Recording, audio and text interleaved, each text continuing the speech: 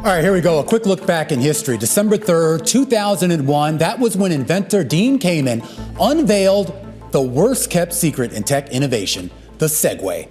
The two-wheeled upright self-balancing scooter had been the subject of rumors for months. This was after the website Inside.com reported that a journalist had been paid $250,000 for a book about a top-secret personal mobility project dubbed Ginger, or IT.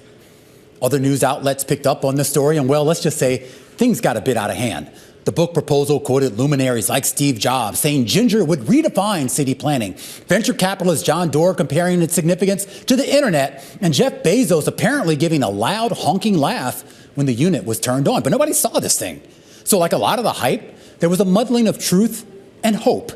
Kamen indeed was granted a U.S. patent back in 1999 for an individual transport vehicle that uses computers to keep itself upright.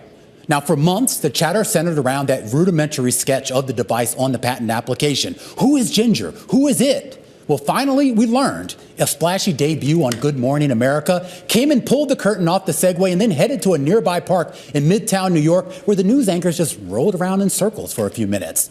It was a revolutionary device, to be sure, but it ended up being a revolutionary disappointment.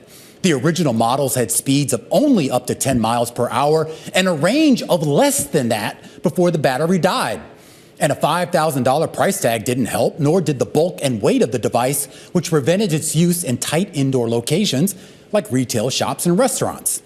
Now, while Kamen did manage to foster commercial adoption for warehouse workers, postal delivery, and national parks tourism, the Segway never really penetrated much further than that.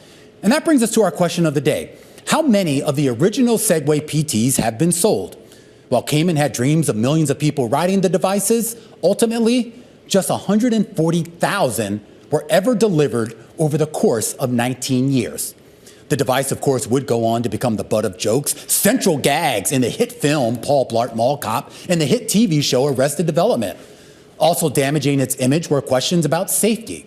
British businessman Jimmy Heselden, who bought the company in 2009, died months later when his Segway that he was riding went off of a cliff.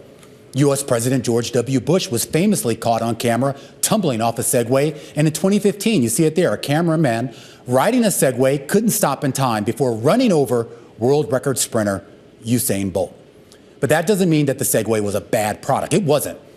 It was the first consumer application of drive-by-wire technology in which software, not mechanics, makes the machine turn, accelerate, and stop. And that was revolutionary. It was a technology that was rare back then and ubiquitous today, which means that for Segway, unfortunately, it was just a bit ahead of its time.